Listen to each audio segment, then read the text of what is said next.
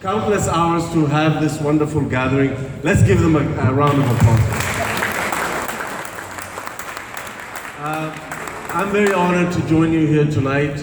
I want to tell you that representation matters.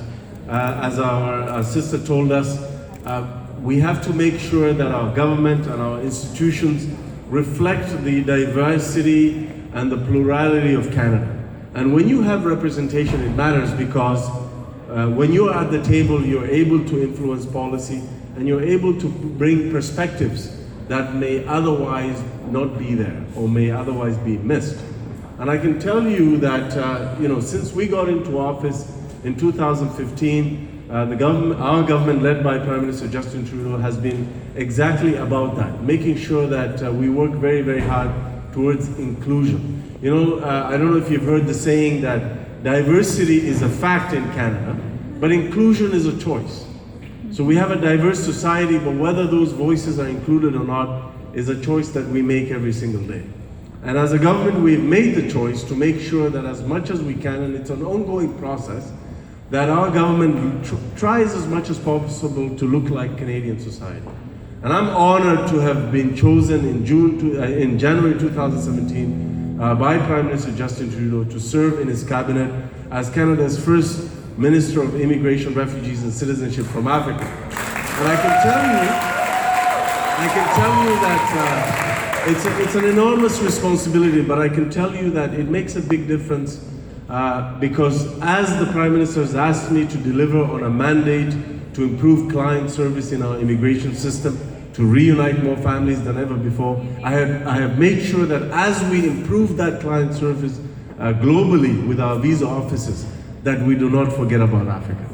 And we have done that. I have visited Africa 5 different times. And each and every time I have tried very hard to make sure that we improve the processing of immigration files in Africa for Canadian visa offices there. And I've traveled the rest of the world. I mean, it's not just Africa. I mean, I've gone to other parts of the world, but I made sure that as a government, as we've delivered better client service for Canadians, that Africa was part of that mix. How did I do that? We put together an Africa plan. And I'll just give you one quick example. Before I became minister, the processing of temporary resident visas from Nigeria to Canada used to take 129 days. It now takes less than 20 days. That's a huge improvement. We were able to do that. Kenya is now in the top 10 countries as a source country for international students to Canada.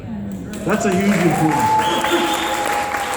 You're seeing faster processing of cases. We used to have 22,000 cases in the privately sponsored refugee stream from Africa before we got into office. There's less than 500 cases left. We've cleared most of that backlog. If you look at the family reunification, if you look at the sponsorship of parents and grandparents, if you look at the fact that we now have in our federal skilled worker program, the express entry system that invites the best and the brightest to Canada from around the world, the third highest number of applicants coming through that system are Africans.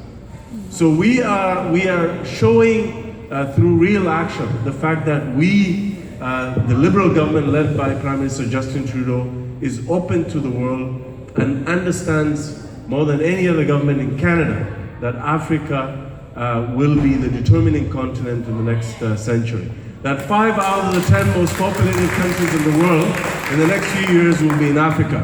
That 4 out of the 10 fastest growing economies in the world are already in Africa. So when you recognize those kinds of things, you realize that as a trading nation that we need to be in Africa to invest and have two-way win-win trade with Africa to be able to sustain and improve our standard of living right here in Canada. And our government has been all about trade diversification. So if you look at the number of trade commissioners that are being placed in our African offices, if you look at the number of programs that we're bringing forth to encourage more investment and business travelers from Africa to come to Canada, you will see that we mean business. Even though the bilateral relationships are getting stronger, even though the bilateral aid, more than half of that is now in Africa from Canada. But we're also looking at the trading relationships. We're looking at the investments.